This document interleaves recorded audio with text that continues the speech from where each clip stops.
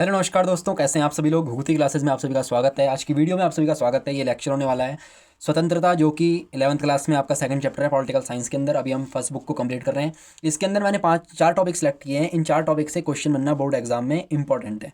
चाहे आप बीए में पढ़ रहे हो, चाहे आप किसी भी पॉलिटिकल साइंस के किसी भी सब्जेक्ट से पढ़ रहे हो, किसी भी क्लास में हो, पीए में हो, 12th में हो, 10th में हो, 11th में हो, किसी भी उसमें पढ़ रहे हैं आप, कोई दिक्कत नहीं है। इस वीडियो को देख लीजिए और आज का ये टॉपिक आपका क्लियर होने वाला है, जिसमें हम स्वतंत्रता को पढ़ने वाले हैं। स्वतंत्रता के अंदर हम पढ़ने वाले हैं स्वतंत्रता का अर्थ, परिभाषा, और इसको बनाने में, स्वतंत्रता बनाए रखने में राज्य की भूमिका क्या है, ये हमारा क्वेश्चन है। थर्ड क्वेश्चन है स्वतंत्रता के मार्क्सवादी और उदारवादी दृष्टिकोण में प्रमुख अंतर। साथ ही हम बात करेंगे यहाँ पर स्वतंत्रता के महत्व के बारे में। पहले क्वेश्चन की तरफ बढ़ते हैं। पहला क्वेश्चन आता है स्वतंत्रता का अर्थ और परिभाषा। तो पढ़ना शुरू कीजिए, और अगर आप नोट्स बना रहे हैं तो शॉर्ट नोट्स बनाइए और इस वीडियो को समझिए। ज़्यादा नोट्स बाद में बना लेना, पहले समझ लो, उसके बाद आराम से आप लोग उसमें नोट्स बना लेना वीडियो को पॉज करते हुए, है ना। स्वतंत्रता का अर्थ है कि व्यक्ति को अपने विचार व्यक्त करने, अपनी पसंद के अनुसार कार्य करने और अपने जीवन के महत्वपूर्ण निर्णय लेने की आज़ादी हो। स्वतंत्रता का एक शब्द में यदि हम अर्थ निकालें तो उसका अर्थ होता है आज़ादी, है ना। व्यक्ति को अपने जीवन के बारे में कोई भी महत्वपूर्ण निर्णय लेने के लिए, कोई भी काम करने के लिए आज़ादी हो, उसे हम स्वतंत्रता ही कहेंगे। लेकिन यह कानूनी आज़ादी कानून और सामाजिक नियमों के दायरे में होनी चाहिए, ताकि किसी अन्य व्यक्ति के अधिकारों का हनन ना हो। आपकी स्वतंत्रता ऐसी नहीं होनी चाहिए कि किसी दूसरे व्यक्ति के अधिकारों का हनन हो रहा हो, उसको आप तकलीफ पहुंचा रहे हो। स्वतंत्रता व्यक्ति के व्यक्तित्व के विकास और आत्मसम्मान के लिए आवश्यक है। आत्मसम्मान यानी कि सेल्फ रिस्पेक्ट, और व्यक्तित्व विकास के लिए ये बहुत इंपॉर्टेंट है। कौन? स्वतंत्रता। राजनीतिक विचारकों के अनुसार स्वतंत्रता वह स्थिति है जिसमें व्यक्ति पर अनावश्यक प्रतिबंध ना हो, मतलब उस पर कोई भी प्रतिबंध ना हो, वो प्रतिबंधित ना हो, और उसे अपनी क्षमताओं का पूर्ण विकास करने का अवसर मिले, यानी वो अपनी क्षमताओं को पूर्ण रूप से विकसित कर पाए, ऐसा उसको अवसर मिले। इसलिए स्वतंत्रता को प्रत्येक नागरिक का महत्वपूर्ण लोकतांत्रिक अधिकार माना गया है। किसको? स्वतंत्रता को प्रत्येक नागरिक का लोकतांत्रिक अधिकार माना गया है, वो भी महत्वपूर्ण लोकतांत्रिक अधिकार माना गया है। स्वतंत्रता की परिभाषा की ओर बढ़ते हैं। स्वतंत्रता वह स्थिति है जिसमें व्यक्ति को अपने विचार व्यक्त करने, अपनी इच्छाओं के अनुसार कार्य करने तथा अपने व्यक्तित्व का विकास करने की आज़ादी प्राप्त हो। स्वतंत्रता वह स्थिति है जिसमें व्यक्ति को अपने विचार व्यक्त करने, अपनी इच्छानुसार कार्य करने तथा अपने व्यक्तित्व का विकास करने की आज़ादी प्राप्त हो, बशर्ते उसके कार्यों से दूसरे के अधिकारों और स्वतंत्रता का उल्लंघन ना हो। मतलब किसी की लाइफ में उसके वजह से कोई डिफिकल्टी क्रिएट ना हो, कोई भी समस्या क्रिएट ना हो, किसी अन्य के अधिकारों और स्वतंत्रता का उल्लंघन ना हो। ऐसी कोई कार्य जिससे कि किसी व्यक्ति के जीवन में समस्या हो रही है, ऐसा कार्य स्वतंत्रता नहीं कहलाता, बल्कि वह कार्य जिससे किसी व्यक्ति का अपना विकास हो रहा हो और वो अपनी इच्छा अनुसार कार्य कर रहा हो, लेकिन वह ऐसा कार्य होना चाहिए जिससे दूसरों को कोई हानि ना पहुंचे। प्रसिद्ध परिभाषा है, 12th के एग्जाम में 11th या 12th के एग्जाम में पूछी जाती है कि हैरोल्ड जे लास्की के अनुसार, यानी कि लास्की के अनुसार स्वतंत्रता की परिभाषा क्या है। तो लास्की ने लिखा है कि स्वतंत्रता उन सामाजिक परिस्थितियों की उपस्थिति है जिसके बिना कोई व्यक्ति अपने व्यक्तित्व का पूर्ण विकास नहीं कर सकता। स्वतंत्रता उन सामाजिक परिस्थितियों की उपस्थिति है जिनके बिना कोई व्यक्ति अपने व्यक्तित्व का पूर्ण विकास नहीं कर सकता। तो दोस्तों, यहाँ पे हमने अपना पहला टॉपिक पढ़ा आज कि स्वतंत्रता का अर्थ क्या है और उसकी परिभाषा क्या है। ये मैंने आपको अच्छे से पढ़ा लिया है। अगर आप नोट्स बना रहे हैं तो आप ये जो लास्की की परिभाषा है स्वतंत्रता वाली, इसको आप लोग अच्छे से नोट डाउन कर लीजिएगा, इतनी परिभाषा को, है ना। इसको मैंने अंडरलाइन भी कर दिया है। अब बढ़ते हैं अपने सेकंड क्वेश्चन की तरफ। सेकंड क्वेश्चन आता है हमारे पास, स्वतंत्रता बनाए रखने में राज्य की भूमिका का वर्णन कीजिए। यानी कि राज्य अपनी कैसे भूमिका इसमें अदा करता है जब स्वतंत्रता को बनाए रखना होता है राज्य में। स्टेटमेंट से भी क्वेश्चन पूछा जा सकता है कि राज्य एक महत्वपूर्ण भूमिका निभाता है स्वतंत्रता बनाए रखने में। आप इससे सहमत हैं या नहीं? तब भी आप यही आंसर लिखेंगे। आंसर है कि राज्य का मुख्य कार्य नागरिकों की स्वतंत्रता की रक्षा करना और उन्हें सुरक्षित वातावरण प्रदान करना है। राज्य कानून और व्यवस्था बनाकर लोगों के अधिकारों की सुरक्षा करता है। राज्य क्या करता है? कानून और व्यवस्था बनाए रखता है। राज्य व्यवस्था आप पढ़ते होंगे। राज्य कानून और राज्य व्यवस्था बनाकर अधिकारों की सुरक्षा करता है, अपनी जनता के अधिकारों की सुरक्षा करता है। यदि कोई व्यक्ति दूसरे की स्वतंत्रता का उल्लंघन करता है, जो राज्य न्याय प्रदान करता है और दोषी को दंड देता है। यानी कि यदि कोई व्यक्ति अपनी स्वतंत्रता तो कर रहा है, वो कह रहा है कि ये कार्य मेरी स्वतंत्रता के अंदर आता है, लेकिन उसकी स्वतंत्रता के कारण किसी व्यक्ति को, जिस कार्य को स्वतंत्रता कह रहा है, हालांकि वो स्वतंत्र नहीं है, लेकिन उसके कार्य से किसी व्यक्ति को नुकसान झेलना पड़ रहा है या दिक्कत हो रही है, तो राज्य उसको दोष देगा और दोषी ठहराएगा और फिर उसको दंड देगा। राज्य शिक्षा, स्वास्थ्य, रोजगार और सुरक्षा ऐसी सुविधाएं उपलब्ध कराकर नागरिकों को अपने व्यक्तित्व का विकास करने का अवसर प्रदान करता है। इस प्रकार राज्य स्वतंत्रता और सामाजिक व्यवस्था के बीच संतुलन बनाए रखता है। राज्य क्या करता है? राज्य स्वतंत्रता और सामाजिक व्यवस्था के बीच संतुलन बनाए रखता है, जिससे सभी नागरिकों को स्वतंत्रता का उचित उपयोग मिल सके। उचित उपयोग वो अपनी स्वतंत्रता का कर पाएं और अपना व्यक्तित्व विकास कर पाएं। नीचे बढ़ते हैं। स्वतंत्रता बनाए रखने में राज्य की भूमिका निम्नलिखित है। पहला आप यहाँ पे पॉइंट लिखेंगे, कानून और व्यवस्था बनाए रखना। राज्य का पहला कार्य क्या है? कानून बनाए रखना और व्यवस्था बनाए रखना। अभी हमने पढ़ा ना ऊपर, यहाँ पे ये देख सकते हैं आप लोग। इस प्रकार राज्य स्वतंत्रता और सामाजिक व्यवस्था के बीच संतुलन बनाए रखना है। तो यही यहाँ पे पॉइंट आ गया कि कानून और व्यवस्था बनाए रखता है राज्य। पहला कार्य राज्य का यही है कि वो स्वतंत्रता बनाए रखने में अपनी भूमिका निभाता है। तो उसमें पहला पॉइंट आता है कि कानून और व्यवस्था बनाए रखता है। राज्य कानून बनाकर समाज में शांति और व्यवस्था बनाए रखता है, जिससे नागरिक सुरक्षित रूप से अपनी स्वतंत्रता का उपयोग कर पाता है या कर सकता है। दूसरा पॉइंट आता है, नागरिकों के अधिकारों की रक्षा करता है। राज्य क्या करता है? राज्य प्रत्येक नागरिक के मौलिक अधिकारों और स्वतंत्रता की सुरक्षा करता है। यदि आपने मौलिक अधिकार नहीं पढ़े, कोई दिक्कत नहीं, यूट्यूब में प्लेलिस्ट पड़ी हुई है, उसमें आप लोग देख लेना, मेरे चैनल पे आपको मिल जाएगी, है ना। तो मौलिक अधिकारों के बारे में आप वहाँ से पढ़ सकते हैं कि मौलिक अधिकार क्या है। तो राज्य क्या करता है? नागरिकों के अधिकारों की रक्षा करता है। राज्य प्रत्येक नागरिक के मौलिक अधिकारों की रक्षा करता है और स्वतंत्रता की सुरक्षा करता है। थर्ड पॉइंट आता है, न्याय प्रदान करना। यदि किसी व्यक्ति की स्वतंत्रता का हनन होता है, मान लीजिए आपका कोई काम है, आपने कहीं पे जाके सम्मेलन कर लिया, कोई संघ बना लिया, या आप अपना स्कूल में गए, आपने टीचर से क्वेश्चन पूछ लिया और टीचर ने आपका उल्टा कह दिया कि क्यों क्वेश्चन पूछ रहा है, तो ये आपकी स्वतंत्रता का हनन हो रहा है। आप चाहें तो इसके लिए टीचर के खिलाफ जो आपका कॉलेज है या आपका स्कूल है, वहाँ पर जाके जो लोग हैं उनसे बात कर सकते हैं। आपके प्रिंसिपल सर हो सकते हैं या जो भी कॉलेज को चलाने वाला पूरा प्रशासन है, वहाँ आप जाकर बात कर सकते हैं कि मेरी स्वतंत्रता का हनन हो रहा है, मुझे टीचर क्वेश्चन नहीं पूछने दे रहे हैं, मेरी क्वेरी को सॉल्व नहीं कर रहे हैं। तो इसी प्रकार राज्य भी है कि राज्य न्याय प्रदान करता है। यदि किसी व्यक्ति की स्वतंत्रता का हनन होता है तो राज्य न्यायालयों के माध्यम से उसे न्याय दिलाता है। पिछली क्लास में हमने न्यायपालिका पढ़ा था ना, कि न्यायपालिका जो हमने पढ़ा था वहाँ पे राजनीतिक सिद्धांत के अंतर्गत, तो वहाँ पे मैंने आपको न्याय बताया था कि न्यायपालिका ही बताती है कि किसी व्यक्ति को दोष मिलेगा, दोषित ठहराया जाएगा, उसको दंड मिलेगा या उस व्यक्ति को रिहा कर दिया जाएगा। तो इसी प्रकार राज्य न्याय प्रदान करता है। यदि किसी व्यक्ति की स्वतंत्रता का हनन होता है तो राज्य न्यायालयों के माध्यम से उसे न्याय दिलाता है। फोर्थ आता है, समान अवसर उपलब्ध कराना। अब राज्य में बहुत सारे लोग हैं, कोई किसी जाति का है, कोई किसी धर्म का है, कोई किसी रंग का है, लेकिन राज्य जो है वो किसी से भी भेदभाव नहीं करता है, समानता का अवसर सभी को देता है और समान रूप से लोगों को अवसर प्रदान करता है ना। आप आगे जाकर जब संविधान पढ़ेंगे तो उसमें आप आर्टिकल्स भी पढ़ेंगे, उसमें आप बहुत सारे भाग पढ़ेंगे, उसमें समानता के बारे में बताया गया है कि समानता कैसे कार्य करती है, समानता का अधिकार क्या है। तो राज्य क्या करता है? राज्य शिक्षा, स्वास्थ्य और रोजगार जैसी सुविधाएं देकर सभी नागरिकों को समान रूप से आगे बढ़ने का अवसर प्रदान करता है ना। पांचवा आता है यहाँ पर, स्वतंत्रता और सामाजिक हित में संतुलन बनाए रखना। राज्य जो है वो स्वतंत्रता और सामाजिक हित में संतुलन बनाए रखना है।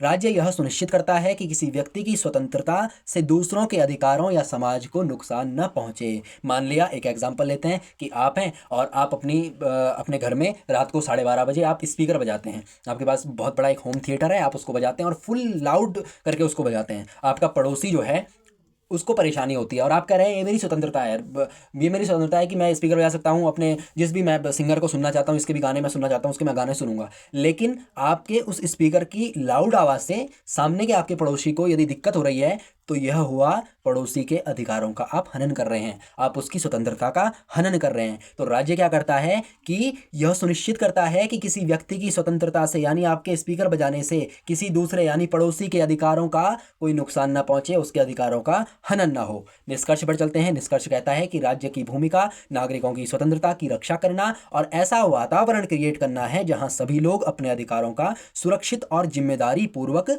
उपयोग कर पाएं। सभी लोग अपने अधिकारों का उपयोग करें, कोई भी व्यक्ति किसी भी व्यक्ति के आपस के अपने अधिकार जो हैं, उनके जो अपने निजी अधिकार हैं, वो एक दूसरे के आड़े ना आए और प्रॉब्लम्स क्रिएट ना हो। जैसा कि मैंने बताया आपको, अभी एग्जांपल दिया कि आपने होम थिएटर बजाया, तो होम थिएटर को आराम से लाउड आवाज में नहीं बजाना है, आराम से बजाकर आप आराम से गाने भी सुन लेंगे और पड़ोसी को भी दिक्कत नहीं होगी। स्वतंत्रता के मार्क्सवादी और उदारवादी दृष्टिकोण में प्रमुख अंतर, ये हमारा थर्ड क्वेश्चन आता है। इसके बाद एक और क्वेश्चन बचा है, उसको कंप्लीट करने के बाद हम क्लास एंड करेंगे। स्वतंत्रता के मार्क्सवादी और उदारवादी दृष्टिकोण में प्रमुख अंतर। देखो दोस्तों, स्वतंत्रता के दो मुख्य दृष्टिकोण आपको पढ़ने के लिए मिलेंगे आपकी क्लास में। स्वतंत्रता का मार्क्सवादी और उदारवादी दृष्टिकोण। सबसे पहले मार्क्सवादी दृष्टिकोण की बात करते हैं। मार्क्सवादी विचारधारा के अनुसार केवल कानूनी और राजनीतिक अधिकार मिलने से वास्तविक स्वतंत्रता प्राप्त नहीं होती। जब तक समाज में आर्थिक असमानता, गरीबी और शोषण मौजूद है, तब तक वास्तव में व्यक्ति स्वतंत्र नहीं हो सकता। मार्क्सवाद आर्थिक और सामाजिक समानता को स्वतंत्रता का आधार मानता है। इसके अनुसार सभी लोगों को समान अवसर और संसाधन मिलने चाहिए। तो मार्क्सवादी विचारधारा क्या कहती है, मैं शॉर्ट में समझाता हूँ आपको। शॉर्ट में यह है कि मार्क्सवादी विचारधारा कहती है कि कानूनी और राजनीतिक अधिकार तो आपने दे दिए, लेकिन जब तक समाज में आर्थिक असमानता, गरीबी, शोषण जैसी समस्याएं हैं, तब तक कोई भी व्यक्ति वास्तव में स्वतंत्र हो ही नहीं सकता। मार्क्सवाद कहता है कि आर्थिक और सामाजिक समानता को स्वतंत्रता का आधार मानता है, यानी कि सभी लोग आर्थिक रूप से समान और सामाजिक रूप से समान होने चाहिए। अर्थात जो समाज में जात पात ये सब है और जो कोई गरीब है कोई अमीर है, इसको खत्म करना चाहिए, तब जाकर समानता का अधिकार और स्वतंत्रता हमें प्राप्त होगी। इसके अनुसार जो मार्क्सवाद है उसके अनुसार सभी लोगों को समान अवसर और संसाधन मिलने चाहिए। अर्थात इनका कहने का अर्थ यह है कि अभी तक जो समाज में गरीबी, असमानता, शोषण है ना, ये सब चीज़ें हैं वो बंद होनी चाहिए, तब जाकर कोई व्यक्ति स्वतंत्र कहलाएगा। अगला इसके मुख्य बिंदु पर बढ़ते हैं। मार्क्सवाद मुख्य बिंदु क्या कहता है? मार्क्सवाद के अंतर्गत मुख्य बिंदु आते हैं कि आर्थिक समानता पर जोर देता है। यह कहता है कि आर्थिक समानता होनी चाहिए, यानी सभी लोग आर्थिक रूप से समान होने चाहिए, तभी जाकर स्वतंत्रता का सही अर्थ समाज में देखने को मिलेगा। शोषण और गरीबी को स्वतंत्रता में बाधा मानता है, यानी आज़ादी में किस चीज़ को बाधा मानता है? शोषण और गरीबी को। वास्तविक स्वतंत्रता के लिए सामाजिक न्याय को आवश्यक मानता है। सामाजिक न्याय क्या कहते हैं? सामाजिक न्याय एक लाइन में बताता हूँ आपको। सामाजिक न्याय है कि समाज में सभी लोग समान हो, है ना। दूसरा, स्वतंत्रता का उदारवादी दृष्टिकोण क्या कहता है? उदारवादी विचारधारा कहती है कि व्यक्ति की स्वतंत्रता को सबसे अधिक महत्व देती है। व्यक्ति की स्वतंत्रता जो है उसको सर्वाधिक महत्व देती है। इसके अनुसार प्रत्येक व्यक्ति को सोचने, बोलने और किसी धर्म को पालन करने या किसी व्यवसाय को चुनने की स्वतंत्रता होनी चाहिए। उदारवादी मानते हैं कि राज्य का हस्तक्षेप कम होना चाहिए ताकि व्यक्ति अपनी इच्छानुसार जी सके। अब देखिए, उदारवादी कह रहे हैं कि राज्य का हस्तक्षेप कम हो। यदि राज्य का हस्तक्षेप कम होगा तो व्यक्ति अपनी इच्छानुसार तो जीवन जिएगा। अब हर व्यक्ति अपनी इच्छानुसार जीवन जी रहा है। मान लिया मैंने आपको उदाहरण दिया कि आपने स्पीकर बजाया और राज्य का कोई हस्तक्षेप नहीं है, आपने लाउड पे स्पीकर बजा दिया।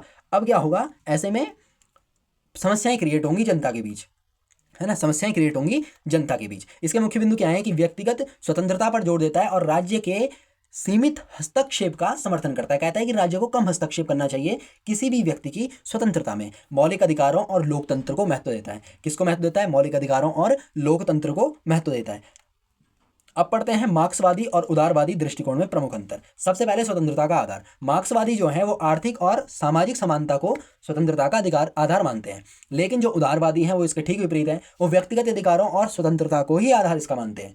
राज्य की भूमिका। मार्क्सवादी मानते हैं कि राज्य को आर्थिक सामाजिक समानता स्थापित करनी चाहिए और इसको स्थापित करने में अपनी भूमिका निभानी चाहिए, लेकिन उदारवादी मानते हैं कि राज्य का हस्तक्षेप कम होना चाहिए, राज्य का हस्तक्षेप सीमित होना चाहिए या कम होना चाहिए। और मार्क्सवादी क्या मान रहे हैं कि आर्थिक और सामाजिक समानता स्थापित करने के लिए राज्य को अपनी एक सक्रिय भूमिका निभानी चाहिए। मुख्य उद्देश्य। मार्क्सवादी कहता है कि शोषण, गरीबी और असमानता को समाप्त करो, लेकिन उदारवादी कहते हैं कि व्यक्तिगत स्वतंत्रता और व्यक्तिगत अधिकारों की रक्षा कीजिए। चौथा, समानता के प्रति दृष्टिकोण। मार्क्सवादियों का जो समानता के प्रति दृष्टिकोण है वो है कि स्वतंत्रता को आवश्यक मानते हैं, समानता को स्वतंत्रता के लिए आवश्यक मानते हैं मार्क्सवादी, और उदारवादी मानते हैं कि स्वतंत्रता को समानता से अधिक महत्व देते हैं। समझिए, मार्क्सवादी क्या कह रहे हैं कि समानता को स्वतंत्रता के लिए आवश्यक मानते हैं, यानी कि स्वतंत्रता का आधार किसको मान रहे हैं? समानता को। और उदारवादी स्वतंत्रता को समानता से अधिक महत्व देते हैं, यानी कि उदारवादी मान रहे हैं कि समानता से अधिक महत्वपूर्ण स्वतंत्रता है, और मार्क्सवादी मान रहे हैं कि स्वतंत्रता से भी अधिक महत्वपूर्ण समानता है, यानी कि दोनों के विपरीत यहाँ पर दृष्टिकोण है। अगला देखते हैं स्वतंत्रता की अवधारणा। मार्क्सवादी सकारात्मक स्वतंत्रता की तरफ चलते हैं कि अवसर और सुविधाएं प्राप्त होनी चाहिए, है ना, सभी को समानता का अधिकार प्राप्त होना चाहिए। ये सकारात्मक स्वतंत्रता की बात करते हैं, लेकिन उदारवादी जो हैं वो नकारात्मक स्वतंत्रता की बात करते हैं, अर्थात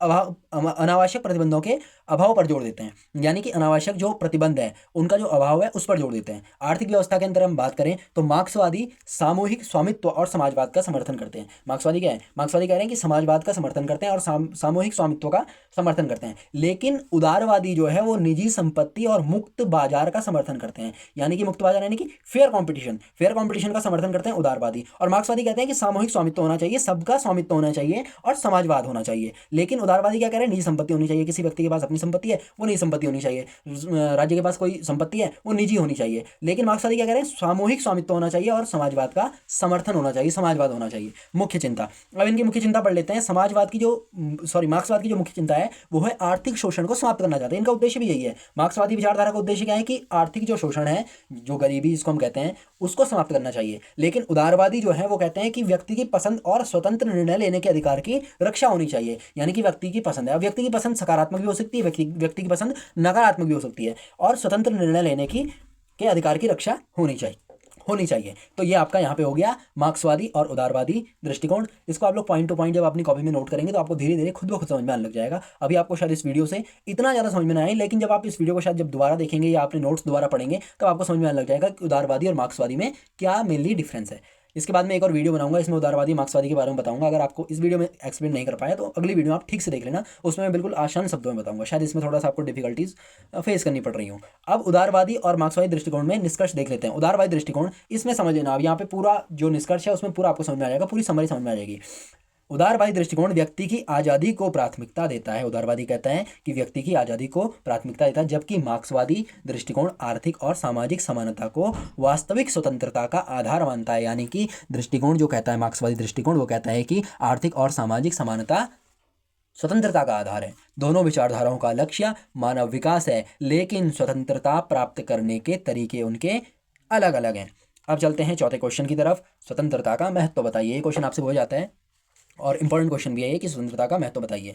पूछ लेगा कि स्वतंत्रता का अर्थ, परिभाषा और उसका महत्व बताइए, या पूछ लेगा आपको कि स्वतंत्रता किसी व्यक्ति के जीवन में कितनी महत्वपूर्ण है, इस पर विवेचना कीजिए, या कुछ भी क्वेश्चन आ सकता है। तो जहाँ पर महत्व या स्वतंत्रता के बारे में पूछेगा वहाँ आप इसको लिख सकते हैं। ध्यान से समझिएगा, इसमें कुछ भी याद करने ऐसा कुछ नहीं है, इसमें समझने की बातें हैं।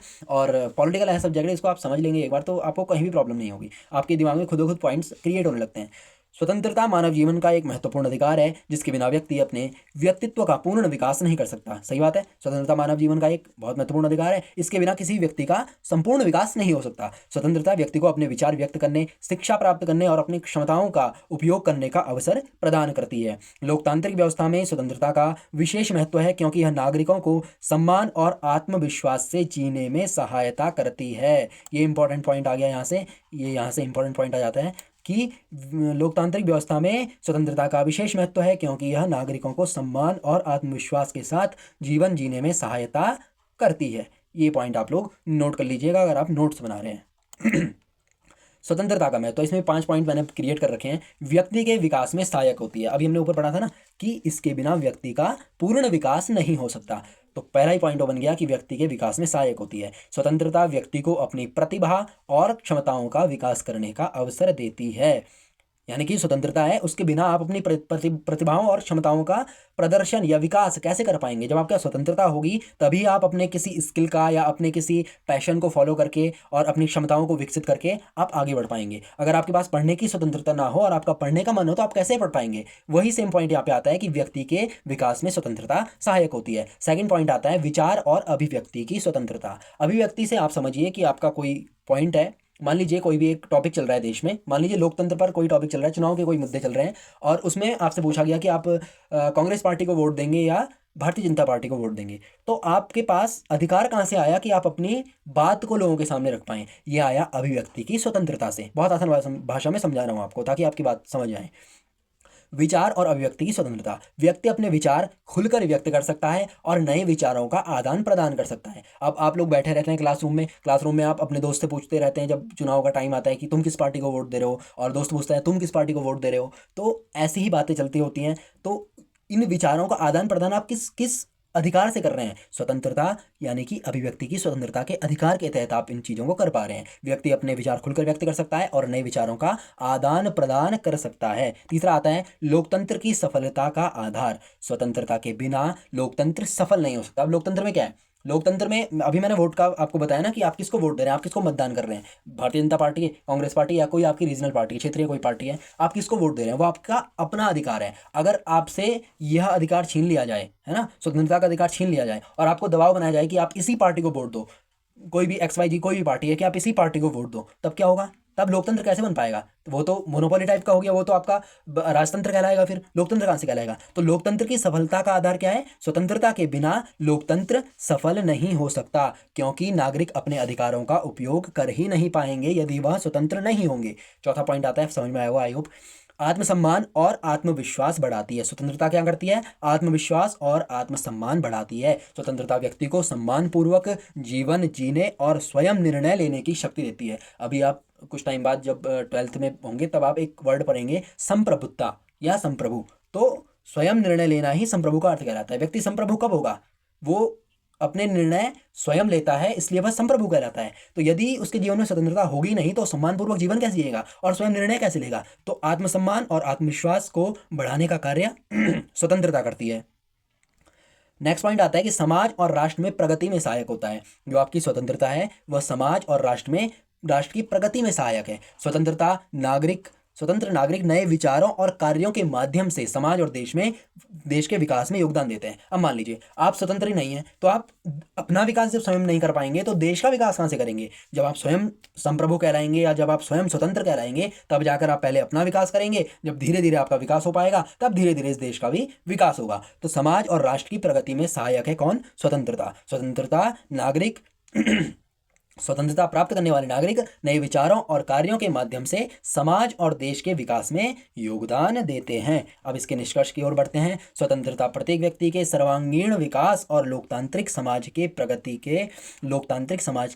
के लिए अत्यंत आवश्यक है। कौन? स्वतंत्रता प्रत्येक व्यक्ति के सर्वांगीण विकास और लोकतांत्रिक समाज की प्रगति के लिए अत्यंत आवश्यक है। अभी आप सपने देख रहे होंगे कि मैं जॉब करूंगा और फिर मैं जॉब करने के बाद इतना बड़ा घर बनाऊंगा, गाड़ी लूंगा, ये करूंगा, वो करूंगा। तो ये कहाँ से है? इसका सबका आधार क्या है? स्वतंत्रता। अगर अभी तक यहाँ पर अंग्रेजों का शासन होता भारत में तो क्या आप स्वतंत्र कहलाते? नहीं कहलाते। अंग्रेज कहते कि तुम गाड़ी यूज नहीं कर सकते, तुम जॉब नहीं कर सकते, तुम ये नहीं कर सकते, तुम वो नहीं कर सकते, तो आपका सर्वांगीण विकास हो ही नहीं पाता। तो स्वतंत्रता प्रत्येक व्यक्ति के सर्वांगीण विकास और लोकतांत्रिक समाज की प्रगति के लिए अत्यंत आवश्यक है। इसलिए इसकी रक्षा और सम्मान करना प्रत्येक नागरिक और राज्य का कर्तव्य है। तो दोस्तों आज हमने यहाँ पर अपने 5 टॉपिक कंप्लीट कर दिए हैं। ये 5 टॉपिक थे आपका स्वतंत्रता का अर्थ, परिभाषा, स्वतंत्रता बनाए रखने में राज्य की भूमिका का वर्णन हमने किया, और स्वतंत्रता के मार्क्सवादी उदारवादी दृष्टिकोण में प्रमुख अंतर हमने स्पष्ट किया, और स्वतंत्रता का महत्व हमने आपको अंत में पढ़ाया। इनमें से एक टॉपिक आपको जरूर एग्जाम में देखने के लिए मिलेगा, जरूर लिख के ले लीजिए। 100% यहाँ से एक टॉपिक आपका एग्जाम में आएगा, और भले वो 3 नंबर में आए, 5 नंबर में आए या 8 नंबर में आए, जरूर आपको देखने के लिए मिलेगा। और इसको याद करके जाना, भले वो छोटे शॉर्ट क्वेश्चन में आए या लॉन्ग क्वेश्चन में आए, एक क्वेश्चन यहाँ से जरूर देखने के लिए मिलेगा। क्योंकि जब मैंने अभी तक जो भी पुराने प्रीवियस ईयर के क्वेश्चन पेपर्स किसी भी बोर्ड के उठाकर देखें, चाहे उत्तराखंड बोर्ड हो या कोई और बोर्ड हो, वहाँ से मैंने उठाकर देखे तो मुझे यही देखने को मिला कि यहाँ से एक क्वेश्चन जरूर मिलता है। भले वो कोई एक शॉर्ट क्वेश्चन मिल जाए या एक लॉन्ग क्वेश्चन मिल जाए, लेकिन एक क्वेश्चन जरूर देखने के लिए मिलता है। तो इसको आप लोग पढ़ के जाइएगा। और नोट्स जब भी आप मेरी क्लास देखते हैं तो नोट्स जरूर बनाने हैं, और नोट्स बनाकर रखना ही देने। नोट्स को रिवाइज करना है, बार बार पढ़ना है उनको, तब जाकर वो याद होंगे, है ना। और ये जो पॉलिटिकल साइंस है एक ऐसा टॉपिक है, जब आप इसको समझ जाएंगे तो फिर आपको कोई दिक्कत नहीं होगी। समझने में ज़्यादा आपको इसमें एनर्जी देनी है, या तो आराम से हो जाता है, समझना है केवल। तो मिलते हैं जल्दी नई वीडियो में, तब तक के लिए जय हिंद, जय भारत, वंदे मातरम दोस्तों।